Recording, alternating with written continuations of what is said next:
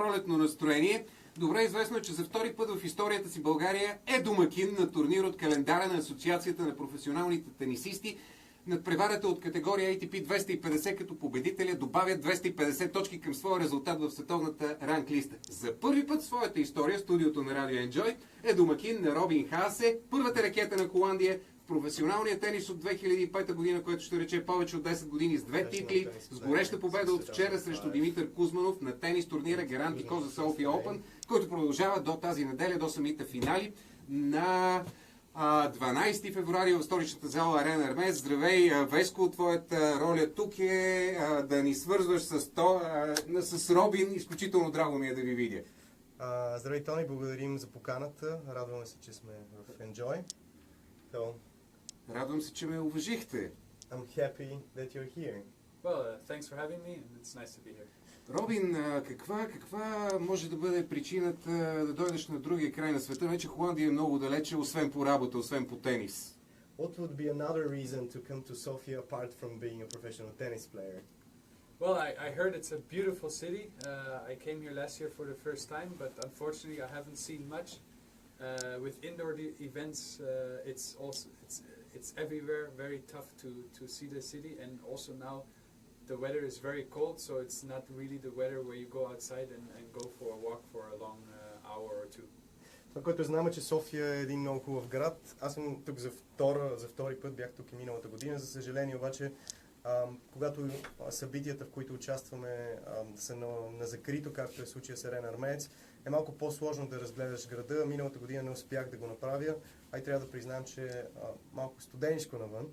Студено е, да, но за сметка на това пък България е известна с красивите жени, красивите планини.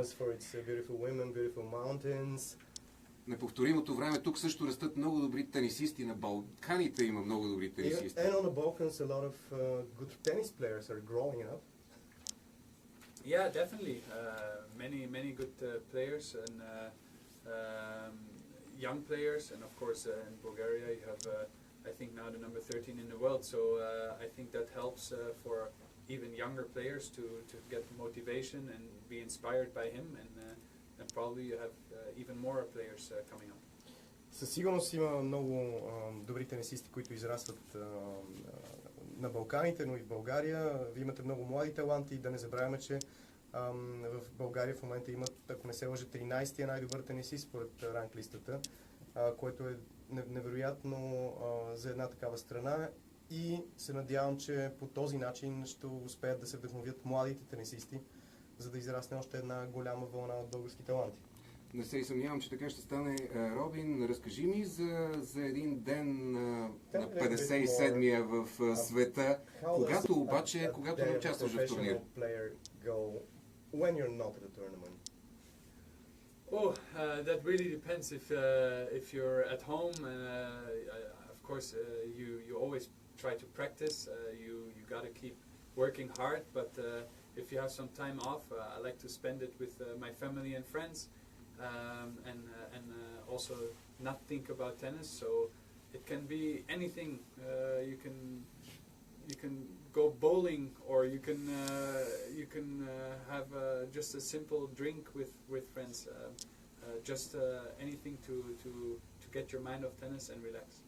По принцип, като тенисист нямаш много шансове да си вкъщи, но аз, когато имам тази възможност, обичам да изключвам от тениса, да се наслаждавам и на нормалния си живот, да се срещам да прекарам време с приятели и с семейството си.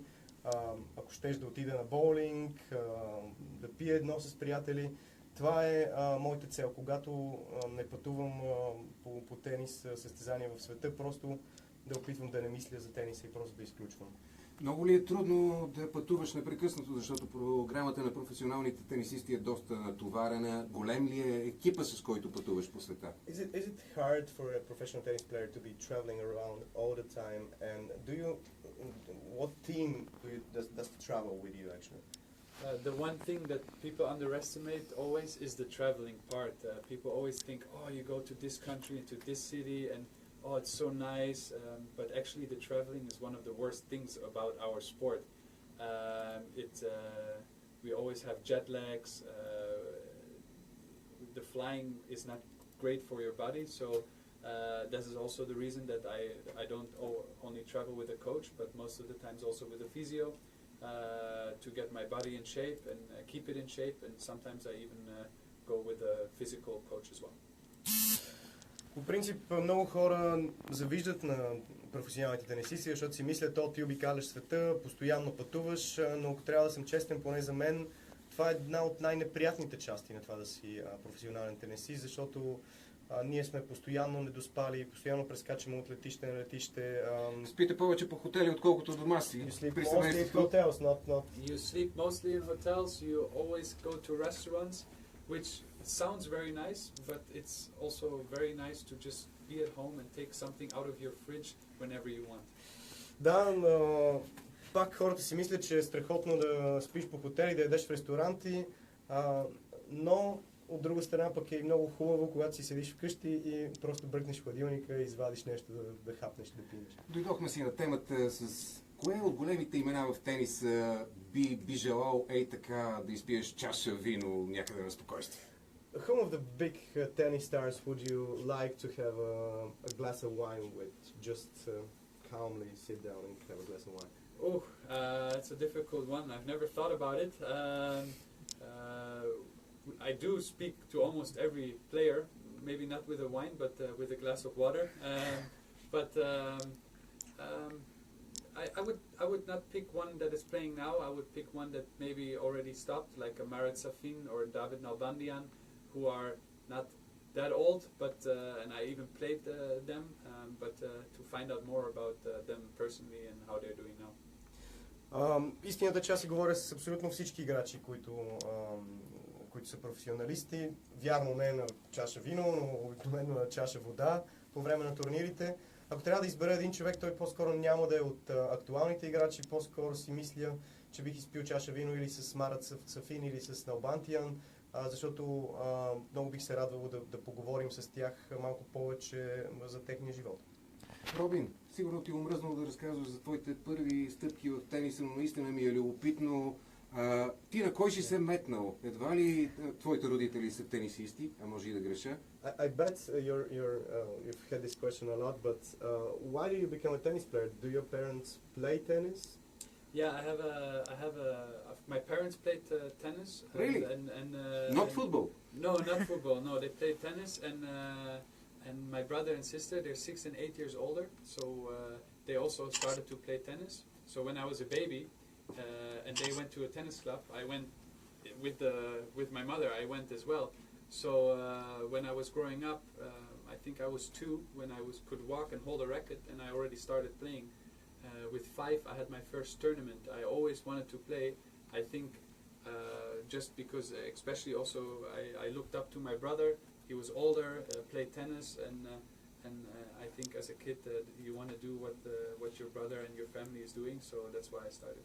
Истината е, че моите родители играеха тенис. Аз имам по-голям брат и сестра, съответно на 6 и 8 години по-големи.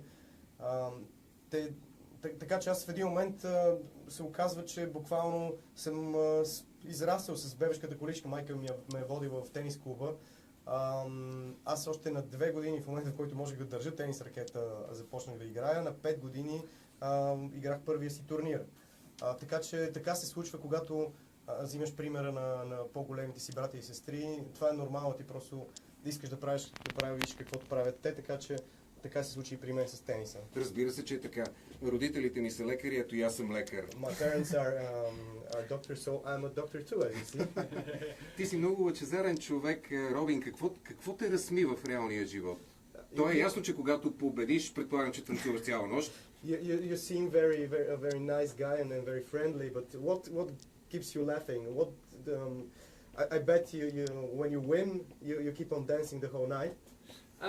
Well, there's more in life than just tennis, and of course, when I'm here now because I want to win this tournament and play the best game I can. But in general, I'm always happy. I always try to live life in a way that it's nice and don't try to be too negative. Истината, че аз съм много позитивен. Аз се опитвам да не мисля чак толкова много за тениса, да се наслаждавам и на другите неща в живота. Разбира се, дошъл съм в София, за да играя този турнир и по възможност да го спечеля. Но по принцип съм много позитивен и въобще гледам да не обръщам внимание на негативните неща в живота. Добре, ако сега ни затрупа сняг и една седмица не можем да излезем от това студио и на теб се падне функцията, ролята да готвиш, какво ще ни готвиш? Just imagine a snow storm comes here and we stuck here for one whole week and you have to cook for us. What would you cook for us? I'm not the best cook because I usually don't have to. But I hear I make a very good lasagna, so that would be the one. Не съм най-добрият готвач, просто защото заради пътуванията не ми се налага чак толкова много да готвя, но се говори, че правя много добра лазания, така че ще ви изготвя точно нея. Какво е твоето лично предизвикателство за новата 2017 година? What's your personal challenge for the upcoming year? As a tennis player, of course, I try to get better and achieve my goals. One of the goals is to get at least back in the top 50, but I want more and I want to break my highest ranking of 33.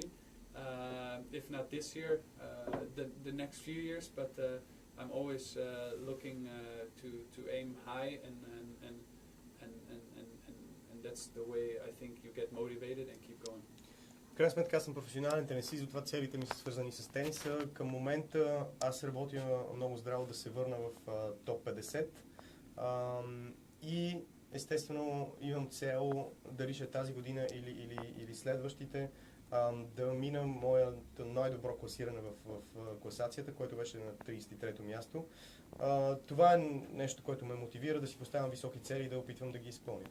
Разбирам, че е много трудно да бъдеш 57-ми в света и да удържаш тази позиция. При професионалните тенисисти нещата се променят много динамично. Какъв ще бъде следващият ти матч от Гранд и Коза София Open? I bet it's very hard to be a professional tennis player and to keep this level over a long period. So tell us more about your next game here in Sofia. Whom are you going to play? I think well, I'm not sure who I'm going to play because they still have to play, but it's a Turkish wildcard. I think Ilkal and also Viktor Troicki, the number 9 seed. Normally I would have to play against Troicki, but in tennis you never know. And I'm looking forward to that match, but before I know my opponent, I cannot say much more about the match. Истината е, че все още не знам с кого ще играя. Се класирах за втория кръг. Моят съперник ще бъде решен в матча между турски играч Илкел, който е с специална покана тук от организаторите. Той играе срещу Виктор Троицки, който е 9-я поставен в турнира. По принцип, може да предположим, че ще играя с Троицки в следващия кръг, но това е тенис, така че никога не знаеш. Така че ще мога да коментирам следващия си съперник, когато му дойде времето. В студиото на радио е Робин Хаасе, първата ракета на Холандия. Утре в Гранд и Коза София Open се включва и първата ракета на България, Григор Димитров. Познаваш ли Григор? So the best player in Holland is here with us, but the best player in Bulgaria is starting tomorrow at Granti Koza Sofia Open. Do you know Grigor? Yeah, I know him very well. I've known him for a long time now. We even practiced this week already, and it's a very nice guy. I saw him at the party, and I saw a lot of people coming just for him. So he has a lot of fans here in Bulgaria and all over the world. If we both win our matches, we have to play each other. So I hope I will win, so I have the opportunity to play him, and I think it will be a great match to look forward to. Да, разбира се, че го познавам. Имаме много добри отношения, познаваме се от много години, защото играем заедно. Дори през тази седмица тренирахме заедно тук в София. Истината е, че видях колко много фенове има Григор по време на партито на играчите, което се проведе в понеделник. Как цялата страна го подкрепя.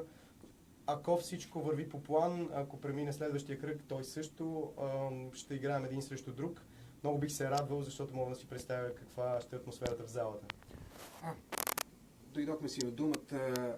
Как оценяваш българската публика, Робин? What do you think about the Bulgarian audience? Well, yesterday I played a Bulgarian player, and of course they wanted him to win, which is normal. But they were very fair. They were very respectful, because if I hit a good shot, they were clapping as well. So until now, I don't mind them. Нямам нищо против тях. Ето, например, вчера играх срещу един българин. Беше нормално те да го подкрепят, да викат за него, но трябва да кажа, че се държаха изключително спортсменски спрямо мене, много уважително. Когато успех да направя добър удар, те ме аплодираха. Така че мога да кажа само добри думи за българските фенове. Първо ви благодаря за това гостуване, след това ти желая, Робин, само успехи на турнира Гарантикъл за София Open, както и през цялата 2017 година. Благодаря ви изключително много за това, гости. Желая ви късмет и вдъхновение. Thanks, wish you inspiration and best of luck. Thanks again for having me. Благодарим. Последния въпрос.